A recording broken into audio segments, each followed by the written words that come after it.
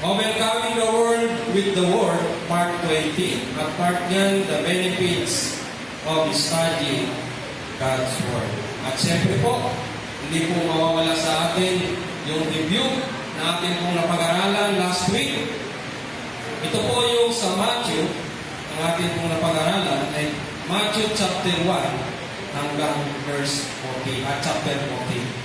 At isa po dyan sa dapat natin pong tandaan, sabi diyan on the cross, Jesus took upon Himself all our sicknesses and diseases. By His stripes, we have been healed. Believe the finished work, declare His promises over your life, and live in the confidence of healing He has already provided through His grace. Tayo po ba ay naniniwala na ikaw ay pinagaling na ng Panginoon? Yes. Itaas po ang kamay na naniniwala. Amen. Palamang nga po natin si Lord. Hallelujah. Alam niyo po mga kabiyaya, hindi lang po tayo niligtas ng Diyos sa krus ng Kalbaryo. Isa rin po sa tinapos ni Kristo sa krus ng Kalbaryo ay yung po ating mga karamdaman. Ito po ay nangyayari doon lang po sa naniniwala. Itaas po ang kamay na naniniwala kasi magaling na. Amen po, palaban nga po natin si Lord. Hallelujah. At isa rin po sa dapat natin tandaan, sabi dyan, even after experiencing God's goodness, the flesh may still whisper back, but God's grace is not changed by our feelings. Hindi po magbabago ang biyaya ng ating Panginoon. Fix your eyes on Jesus and His finished work. His goodness and favor remain constant. Tapat ang ating Panginoon.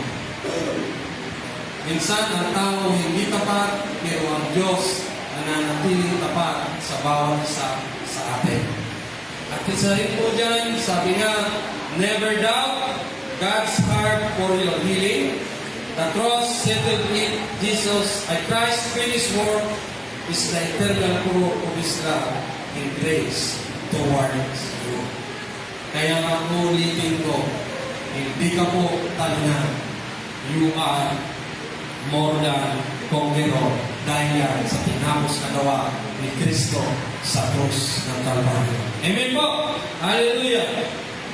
At ipagpapatuloy po natin yung ating po pag-aaral. Tayo po ay nasa Matthew chapter 15 hanggang 20. Medyo mahaba po ito. Kayo po ba nag-mediate na? Nag-mediate na po ba kayo? Siguro bago mag-rapture, matatapos po natin ito. 15 to 20. Kaya tinatanong ko po ngayon kung nag-mediate na po kayo kasi baka po mamaya ang tingin niyo po sa akin ay checking doon na. Kaya po tinatanong ko kayo kung nag-mediate na po kayo. Sabi po sa chapter 15, kung sa po dyan, sa part po na nakalagay po dyan sa chapter 15, that which defiles. Yan po ay verse chapter 1, verse 20. Ibig sabihin po, that which defiles, yan po yung nagpaparumi sa tao. At isa rin po dyan, the faith of a Canaanite woman, yung pananampalataya ng isang babae na Canaanea. Yan po ay matatagpuan sa verse 21 to 20. Alam niyo po ba, masarap po magbasa ng banal na kasulatan. Amen po. Napakasarap po magbasa ng banal na kasulatan. Marami na pong pamamaraan para po tayo ay makapagbasa sa pamamagitan po ng banal na kasulatan. At ganun din po sa cellphone, meron na rin po. Kung gusto niyo po, meron po pili niyo po pakinggan. Kung hindi po kayo makapagbasa, pwede niyo po pakinggan. Pwede naman po i-download sa cellphone. At pangatlo po dyan natin po pag-aaralan, Jesus feeds the 4,000. Maliban pa po yung 5,000. Ito po yung 4,000 pinakain ng ating Panginoon. Ito po ay matatagpuan sa verse 29 to 39 ng chapter 15.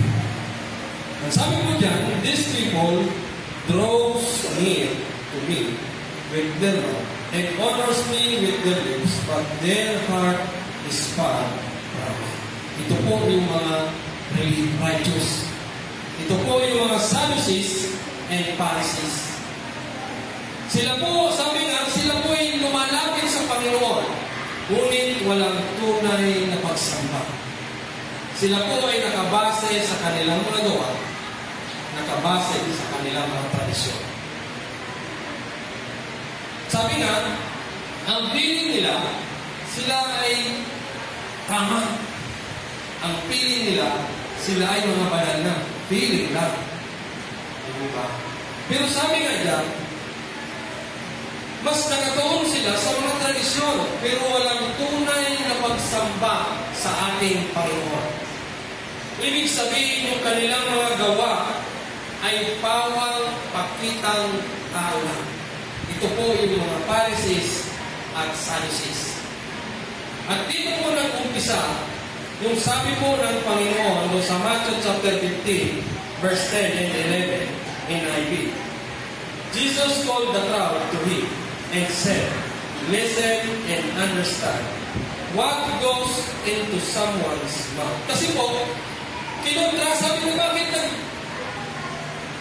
bawal yan. Sabi ng mga Sadducees at Pharisees sa kay Jesus Christ. Bakit sila kumakain na hindi naghuhugas ng kamay? Kaya dito, sabi ng Panginoon, tinawag niya yung Jesus called the crowd to him and said, listen and understand. What goes into someone's mouth does not defile him. But what comes out of their mouth, that is what defiles him.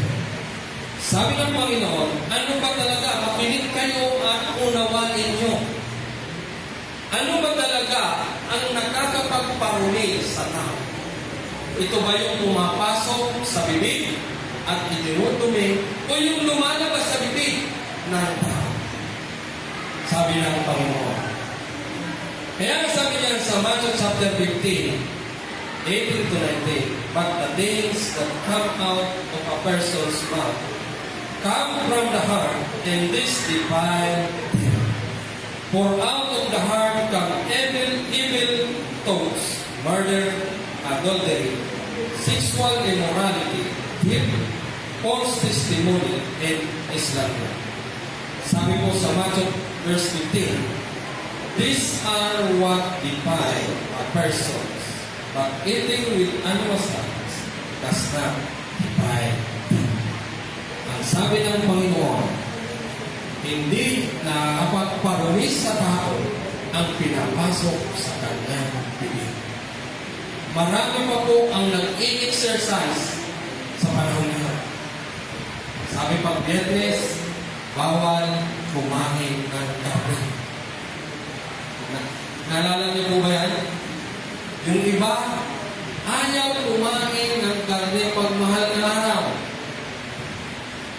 Yung iba, ayaw kumain ng dinuguan pag may nakakakita. Ano po ba? Pero pag wala nakakita, okay lang. Yan ay part ng tradisyon. Kaya sabi ng Panginoon, hindi yan ang nakakaparumi sa tao. Ang nakakaparumi sa tao ay yung lumalabas sa kanyang bibig, yung mga masasamang salita, ang nagpaparumi sa tao. Kasi yan ay galing sa pusong marumi ng tao. Amen po ba? Hindi yung lumalabas sa bibig ay pumapasok sa bibig ang nagpaparumi sa tao. Kasi pag kinain mo, maya-maya, sigurado ilalabas mo lang. Pero yung lumalabas sa iyong bibig na hindi maganda, yun ang nakapagpaparumi sa tao. Ulitin ko po. For out of the heart come evil thoughts, murder, adultery, sexual immorality, theft, false testimony, and slander. These are what defile a person, but eating with unwashed hands does not defile him. Hindi po yung pumapasok sa bibig ang nagpaparumi sa tao. yung lumalabas sa bibig ang nagpaparumi sa tao. Pero salamat sa kanyang sundulang biyaya, tayo po ay nilinis na nang tinapos sa gawa ni Kristo sa krus ng Kalbaryo. Amen po ba? Palabang na po namin si Lord. Hallelujah! Salamat. Salamat kay Kristo. Dahil yung masamang kaisipan na yan ay tinapos na ni Kristo sa krus ng Kalbaryo. Amen po. Hallelujah. Hallelujah. At isa rin dyan sa tinapit dyan sa verse chapter 15 ay the faith of Canaanite woman. Yung pananampalataya ng babaeng Cananea. Sabi po dyan sa Matthew chapter 15 verse 25 to 26. The woman came and knelt before him. Lord, help me, she said. Verse 26, he replied, it is not right to take the children's bread and toss it to the dogs. Sabi niya, hindi tama na yung pagkain ng mga anak ay ibigay sa aso. Ito pong babaeng Cananea ay nakikiusap sa, ito po'y dayuhan. Nakiusap ito sa ating Panginoon sa Kristo na pagalingin ang kanyang anak. Sabi ng Panginoon, hindi tama na ibigay yung pagkain ng anak sa aso. Kung titingnan natin, tinatansya ng ating Panginoon yung pananampalataya ng babae. Alam niyo po ba ang ibig sabihin ng mga anak? Yung mga anak po dyan ay tinutukoy yung Israelites, yung mga Hudyo. At yung mga aso ay yung mga hindi. Yun po. Kaya sabi ng Panginoon, hindi dapat yung pagkain ng mga Israelites, hindi dapat ibigay doon sa mga hindi mananampalataya. Yung mga hindi. Pero kung ano po ang sagot ng babae, yes, it is Lord. Tama, Panginoon. She said, even dogs eat the crumbs that fall from their master's table. Sabi niya, tama ka, Panginoon. Kahit aso man ay kumakain din ng mga mumo. Alam niyo po ba yung mumo? Yung nahulog po sa mesa. That fall from their master's table. Kung atin pong papansinin dyan, sabi ng babae, nandoon yung kanyang humble acceptance na siya ay hindi karapat-dapat. Kumbaga, siya ay outsider. Hindi siya belong doon sa mga Israelites. Siya ay isang hindi. Pero ano po ang sabi niya? Pero alam niya kung gaano kamakapangyarihan ang ating Panginoong Jesucristo na kahit bumo lang ay pwedeng pagalingin ang kanyang anak. Sabi na dyan, God's love, Jesus praises her faith and heals her daughter immediately. Sabi nga, alam niya na kahit kunti lang, pero dahil sa kanyang pananampalataya, dahil sa biyaya ng Diyos, kayang paglingin ang kanyang anak. Kaya ano sabi ng Panginoon sa verse 28, then Jesus said to her, woman, you have great faith. Your request is granted. And her daughter was healed at that moment. Kabiyaya, ang biyaya ng ating Panginoon ay para sa lahat. Amen? Kung ang tao ay may pinipili, ang Diyos walang pinipili. Sabi ng Lord, ang pagkain ay para sa mga Hudyo lang. Pero anong sagot ng babae? Tama ka, Panginoon. Pero kahit bumo lang, kayang pagalingin ang aking anak. Kung atin titingnan, grabe yung pananampalataya ng babae. Sabi niya, hindi ako karapat-dapat. Outsider ako. Pero dahil sa iyong biyaya, gagaling walang itinatanggi ang Diyos. Hindi po, ang biyaya ng Diyos ay para sa lahat. Ang biyaya ng Diyos ay hindi sa ilang tao lang. Ang biyaya ay para sa atin dahil tayo ay mahal ng ating Panginoon. Palakpakan mo natin si Lord. Hallelujah! Hallelujah! Kaya hangang-hanga ang Panginoong Jesucristo sa pananampalataya ng babae. Sabi niya, "Woman, you have a great faith." Dakilang iyong pananampalataya. Kaya kabiyaya, anuman ang nararanasan mo ngayon, declare and believe you are healed.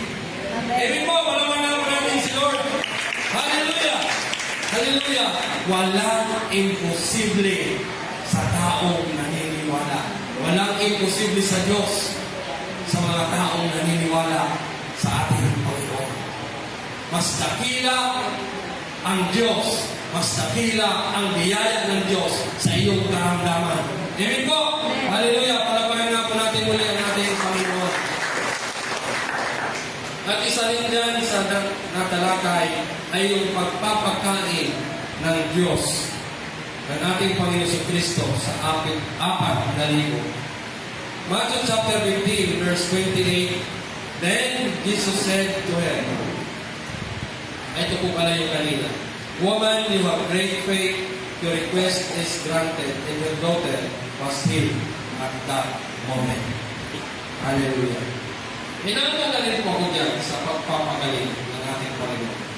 Yung anak mo ay yung kasambahay ng Centurion. Nabasahan mo yung po kayo. Itong Centurion ay nakiusap sa ating Panginoon sa Kristo na pagalingin yung kanyang kasambahay.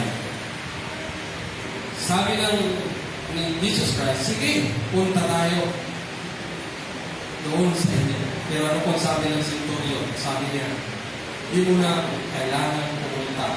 Pero sabihin mo lang, magaling na ang aking kasambahay." Isa rin po yan sa nabanggit ng ating Panginoon Kristo na great faith. Kasamtalan ng Diyos ay gumaling ang kanyang kasambahay. Amen po! Hallelujah! Kaya ikaw ay magaling na. Pinagaling ka na ng Lord. Hallelujah! Sabi po dyan sa Matthew chapter 15, verse 32, Jesus called His disciples to Him and said, "I have compassion for these people. They have already been with me for 3 days. With me 3 days and have nothing to eat. I do not want to send them away hungry, or they may collapse on the way." Sabi ng ating Panginoon Kristo sa kanyang mga alagad na mayroon akong haba dito sa mga tao na ating kasama. Kasi nga, 3 araw na sila kasama natin at hindi pa kumakain. Kaya sabi nga niya, ayaw ko naman silang pauwiin na hindi kumakain, baka sila ay mahimatay. Verse 33 to 34, His disciple answered, "Where could we get enough bread in this remote place to feed such a crowd?" Sabi ng mga disciples, "Saan pa tayo kukuha ng pagkain? Nasa ilang tayo. Napakarami, 4,000. How many loaves do you have?" Sabi ng ating Panginoon. Jesus asked, 7, they replied, and a few small fish. Verse 35 to 36. He told the crowd to sit down on the ground. Then he took the 7 loaves and the fish. And when he had given thanks, he broke them and gave them to the disciples. And they returned to the people. Sa una, mapapansin po natin yung habag ng ating Panginoon. Ayaw ng Lord na malis mga tao na gutom, baka nga naman matumbak. Hallelujah. Kaya nga sabi nga dyan, nagtanong ang Panginoon, ano ba yung nandyan sa atin? Alam niyo po mga kabiyaya, doon pa lang sa verse 32, makikita natin yung habag ng Diyos sa bawat isa sa atin. Alam ng Diyos kung ano ang iyong pangangailangan. Naiintindihan ng Diyos ang iyong kalagayan at naiintindihan ng Diyos ang iyong kailangan sa pangangailangan. Amen po. Kaya nga sabi ng Panginoon, ano ba ang mayroon dyan sa atin? Sabi ng mga alagad, Pito, sabi niya, and few small of this. Kabiyaya. Kung sa tingin mo, maliit lang yan. Pero sa Diyos, napakalaki na yan. Dahil ang biyaya ng Diyos ay hindi magkukulang. Amen po, laging sapat ang biyaya ng Diyos. Kung sa tingin mo, hindi sapat, pero sa Panginoon, sapat yan. Kailan ka pinagkulang ng Diyos? Ano man ang nasa iyo, ipagpasalamat mo sa Panginoon dahil hindi ka pagkukulangin ng ating Panginoong Jesucristo. Amen po. Sabi nga, be content. Maging kontento ka. Lagi kang mapagpasalamat sa Diyos. Sabi ng mga apostol, ano ganyan? Pito lang. Pero anong ginawa ng ating Panginoon? Ito po ay pinagkasya. Sapat. Sobra pa. Kaya nga, sabi nga dyan, anong pangangailangan mong material? Bigay mo sa Panginoon. Anong kailangan mo pinansyal? Ibigay mo sa Lord. Hindi ka niyang pagkukulangin. Kaya kung ano man mayroon tayo, ipagkatiwala natin sa Panginoon. Talento, ipagkatiwala natin sa Lord. Gagamitin yan, higit pa. Amen. Huwag mong sabihin, ito lang eh. Ito lang eh. Kung sa tingin mo maliit, kayang palakihin yan ng ating Panginoon. Amen po. Kayang palaguin yan ng ating Panginoon. Kung ang talento mo ay pagkanta, kaya lang sa silang lang, paggamit mo sa Lord. Amen po. Yung mga worship team po natin, hindi naman magaganda yung mga boses niyan. Di ba, Pastor Mark? Di ba? Pinagamit nila sa Panginoon. Ngayon, sa Diyos ng kapulihan. Amen po, palaman natin sa Lord. Hallelujah. Kaya kang anuman ang mayroon ka, ibigay mo sa Panginoon. Dahil ang biyaya ng Lord ay sapat at higit pa. Amen. Sabi nga dyan, tandaan po natin, we trust God for our daily provision because He is our source. Hallelujah! Pagkatiwala natin sa Panginoon. Laging may provision ng Panginoon. Amen. Ang tao, alam niyo kung ba ang tao kung bakit parang yung iba nawawalan ng pag-asa?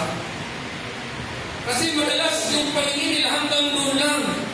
Sabi nga, naalala ko po yung isang kakilala namin. Yung paningin natin, wag lang lagi itong sa lupa. Kasi makikita mo ay puro lang ang lupa. Doon mo sa Panginoon. Kasi ang makikita mo ay yung sugdulang biyaya ng Diyos. Kailan ka ba pinagkulang ng Panginoon? Laging sapat ang biyaya ng Diyos. Tingnan yung uba yung sabi ng mga apostol, saan tayo kukuha? Nasa ilang tayo? Ang sabi ng Panginoon, ano bang meron tayo dyan? Ito, at itong tinapay at merong maliliit na isda. Pero nung pinagpasalamat ng Diyos,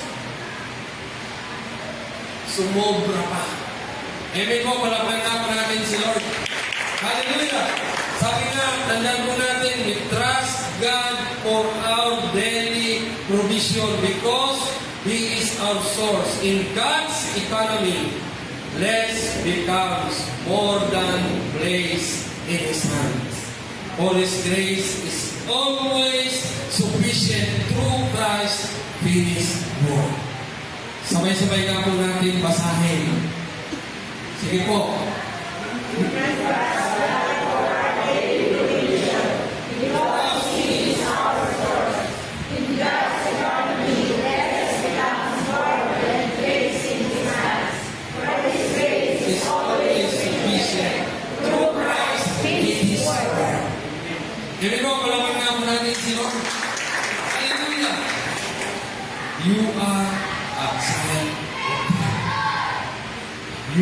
what? The righteousness of God. Sabi nga doon sa John chapter 1 verse 12, yung tinanggap mo si Jesus Christ sa buhay mo, ikaw ay naging anak ng Diyos at kung ano ang meron ng Ama, meron kang karapatan dahil ikaw ay anak niya. Ibig mo, hindi ka pagtutulangin, sabi niya dyan, for His grace is always sufficient. Tinapos na ni Kristo ang iyong pagkukulang sa krus ng Kalbaryo. Hallelujah. Hindi ka magkukulang. Hallelujah. Laging sapat. Yung tao kasi, sabi nga, kulang, laging kulang. Pero salamat sa Panginoon, ang mga anak ng Diyos na nasa ilalim ng bigyan biyaya ay laging sapat at sobra-sobra. Amen po. Hallelujah. Sa chapter 16, isa po dyan sa nilalaman ay ito po yung naman, yung mga Pariseo at Saduceo. Talagang gusto nila yung day demand. Pura sign. Mababasa po natin yan sa verse 1, chapter 16, verse 1 to 16. Isa rin po dyan ay Peter declared that Jesus is the Messiah. Mababasa po natin yan, verse 13 to 20. Alam mo ba, pwede niyo po yung basahin pag-uwi niyo po sa bahay. Isa rin po sa nilalaman niya ng chapter 16 ay yung unang pag-predict ni Jesus Christ, kanyang kamatayan. Yan po ay mababasa natin sa verse 21 to 20. Sabi po sa Matthew chapter 16 verse 4 and 19. A wicked and adulterous generation looks for a sign, but none will give it to it, except the sign of Jonah. Jesus then left them and went away. Ito po yung mga Pariseo. Ito po yung mga righteous. Hindi sila naniniwala sa mga ginawa ni Jesus Christ. Hindi po sila naniniwala kay Kristo. Sabi nga, nagkwento, hanggang daw ngayon, inaantay pa rin nila pagdating ng Messiah sa Israel. Kaya nga, ang ibig sabihin po ng adulterous generation ay yung unfaithful, hindi po naniniwala sa ating Panginoong Jesucristo. They claim they love God, but they refuse Jesus Christ. Sabi nga, they refuse to trust sa kanyang anak, ang ating Panginoong Jesucristo. Sabi nga dyan, kaya hanggang ngayon, humihingi pa rin sila ng sign. Iyan namin ang ginawa ng ating Panginoon Jesucristo na himala. Mula chapter 1 at chapter 1 hanggang chapter 14, nagpagaling ng ating Panginoon Jesucristo. Ito ba? Marami na siyang pinagaling, marami na himala, pero hanggang ngayon, naghumihingi pa rin ng sign yung mga Sadducees at Pariseo. Sabi nga, humihingi sila ng sign sa ating Panginoon dahil ito ay trap sa ating Panginoon Jesucristo. Hallelujah. Sabi nga, ang tunay na pananampalataya ay nagtitiwala sa salita ng Diyos. Amen po. Hallelujah. Hindi sa mga pisikal at mga mahiwagang himala. Laging nagtitiwala sa ating Panginoon Jesus. May mga tao na naniniwala pag sabi nga, to see is to believe. Hindi maniniwala hanggat walang nakikita. Pero sa ating Panginoon, believe and you will see. Himig po ba? Palapanan po natin ang ating Panginoon. Hallelujah. Ang patuloy na paghingi ng patunay ay nangangahulugan ng kawalang pagtitiwala at pananampalataya sa ating Panginoon. Isa lang ang tanda na binigay po sa atin, yung tinapos na gawa ni Kristo sa krus ng Kalbaryo. Dahil po dito, tayong lahat ay naligtas. At dito pinapakita kung gaano tayo kamahal ng ating Panginoon. Amen po, palapanan nga po natin si Lord. Hallelujah! Hallelujah! Ito lang ang tanda na hindi magbabago. Ito ang tanda kung gaano tayo kamahal ng Diyos. Kailan tayo minahal ng Diyos? Nung tayo po ay makasalanan pa. Amen po. Kailan ang pinatawad ng Diyos? Di po ba? Sabi ng Panginoon, nung habang sila nakabayubay sa krus ng Kalbaryo, Ama, patawarin po sila pagkat hindi nila alam ang kanilang ginagawa. May hindi mo po ng tawad? Wala. Pero pinatawad ka na ng ating Panginoon. Di mo na kailangan ng tanda para malaman mo na pinatawad ka na. Di mo na kailangan ng tanda na pinagpalang ka na. Sabi ng Panginoon sa krus ng Kalbaryo, it is finished. Di mo na kailangan ng tanda. Sinabi na ng Panginoon, pinatawad ka na, pinagpalang ka na, pinagaling ka na ng ating Panginoon. Palapagan mo natin si Lord. Hallelujah! Hallelujah! Isa lang ang sign, si Jesus Christ. Amen po. Hallelujah. Sabi po sa Matthew chapter 16, verse 13 to 14, when Jesus came to the region of Caesarea Philippi, ito po ay malapit na sa Jerusalem. Sabi po dyan, they asked his disciple, who do people say the Son of Man is? Ano bang sabi ng tao tungkol sa akin? Sabi niya.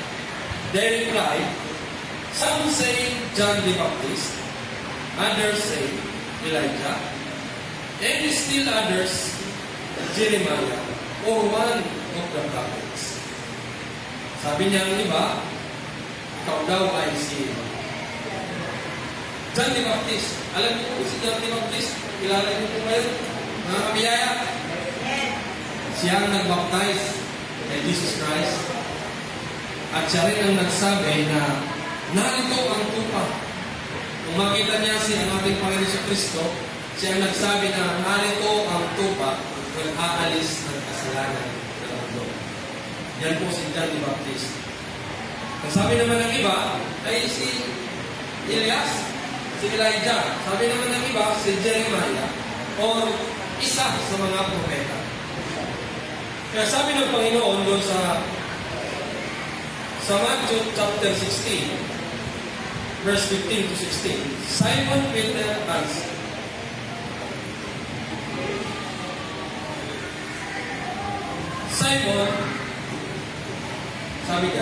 Simon Peter answered, you are the Messiah, the Son of the living God. Kasi tinanong, nagkalito yung sagot ni Peter, kasi tinanong ni Jesus Christ, si Peter, ikaw Peter, ano naman ba yung pagkakilala mo sa akin? Sabi ni Jesus Christ sa kanyang alagad na si Pedro. Sabi niya, you are the Messiah, the Son of the living God. Ikaw ang Mesiyas, anak ng buhay na Diyos. Verse 17, Jesus replied,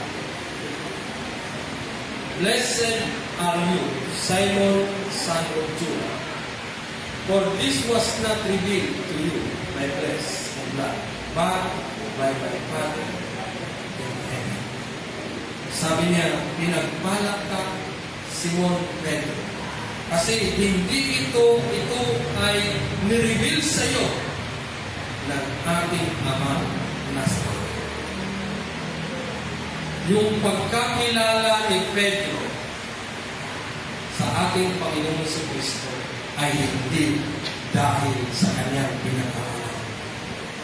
Hindi dahil sa kanyang galing. Hindi dahil sa kanyang talino. Kundi dahil sa revelasyon ng ating Panginoon. Palagpagan natin si Panginoon. Amen. Hallelujah. Kaya nga, sabi nga, tayo po, mga biyaya, ay pinagpala ng Diyos. Bakit po? Una, hindi po natin maunawaan, ano ba ang biyaya? Di po ba? Ano ba ang biyaya? Akala natin, ang biyaya ay material na bagay. Pag nagkaroon ka, ay biyaya niya ng Lord. Pagka nagkaroon ka ng pinansyal, ay biyaya ng Lord. Ang biyaya ng Panginoon ay hindi lang patungkol sa material na bagay. Dahil ang biyaya ng Diyos ay si Kristo mismo. Kaya pinagpala ka kasi nireveal sa atin ng Diyos ang kanyang biyaya. Walang iba kundi ang ating Panginoong Kristo. Palakpan nga po natin si Lord. Tulad ni Simon Pedro, ang revelasyon ay hindi nanggaling sa kanyang pinag-aralan o talino. Ganon din sa atin. Reveal sa atin ang biyaya ay hindi galing sa araw-araw nating pag-aaral, kundi ang nireveal sa atin na nalaman natin ang biyaya dahil kay Kristo. Amen po, palapanan po natin si Lord. Hallelujah! Hallelujah! Alam niyo po ba, sabi na, marami ang nakakilala kay Kristo. Kundi, sabi na, alam lang nila sa kanilang isip. Pero iba yung naranasan mo si Kristo. Alam mo ba?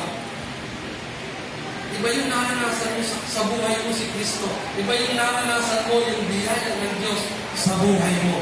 Kaya nga sabi diyan, tandaan po natin, Peter knew Jesus as the Messiah by the Father's revelation. Likewise, the gospel of grace, sabi niya, likewise, the gospel of grace in Christ is revealed by the Father, not discovered by human wisdom. Amen po? Hallelujah! Marami po ang nagtuturo ng salita ng Diyos. Pero hindi po nireveal yung tinapos na gawa ni Kristo sa krus ng Kalbaryo. Kaya pinagpala ang kapatid. Amen po? Hallelujah! Hallelujah! Sabi po niyan sa Matthew chapter 16, verse 22 to 20. Ito na po yung last part ng chapter 16. Sabi po niyan, Peter took him aside and began to rebuke him. Never, Lord, he said, this shall never happen to you. Jesus turned and said to Peter, get behind me, Satan. You are a stumbling block to me. You do not have in mind the concerns of God, but merely human concerns. Alam niyo po ba bago po ito nangyari? Si Jesus Christ ay nagpahayag na ng kanyang kamatayan. Alam niya na malapit na siyang mahuli ang ating Panginoon Kristo. Kaya nandun na po siya sa Caesarea Philippi kasi malapit na po yun sa Jerusalem. Ito pong ang ating Panginoon Kristo ay nagpaparamdam na. Alam niya na malapit na. Kaya nung sinabi niya, hinila siya ni Pedro. Sabi niya, nirebuke niya ang ating Panginoon Kristo. Sabi niya, never, Lord, he said, this shall never happen to you. Hindi ito mangyayari sa iyo, sabi ng Pedro. Kaya sabi ng ating Panginoon, Jesus turned and said to Peter, get behind me, Satan. Sinubukan ni Pedro na pigiling ang plano ng Diyos. Kaya nga, dito, mahal na si Jesus Christ. Kaya ayaw niyang masaktan o mamatay ang ating Panginoon Kristo. Pero sabi niya dyan, iba ang plano ng Diyos patungkol sa kaligtasan. Minsan, ang tao nakatingin lang doon sa mga bagay na sa kanyang bagay. Pero, hindi niya inaalam kung ano ang plano ng Diyos. Minsan may mga pangyayari sa buhay ng tao na hindi natin maintindihan. Madalas ang tao nagtatampo. Madalas ang tao nag-aalinlangan. Pero kung ating titingnan yung tinapos na gawa ni Kristo sa krus ng Kalbaryo, ito pala ang plano ng Diyos sa atin. Ito pala ang gusto ng Diyos sa atin. Tulad ng ating Panginoon sa Kristo, kung sumunod siya kay Pedro, hindi sana tayo naligtas. Kaya nga sabi ng Panginoon kay Pedro, "Get behind me, Satan." Hallelujah. Kaya nga sabi niya dyan, kung gusto ng tao, madali at ligtas. Di ba? Ang gusto ng Diyos yung pinakamabuti para sa atin. Sa atin, okay lang. Pero mas gusto ng Diyos yung pinakamabuti sa atin kahit na dumaan man sa pagsubok. Di ba? Hallelujah. Sabi nga, huwag hayaan ang takot o alinlangan maging hadlang sa plano ng Diyos sa bawat isa sa atin. Palakpakan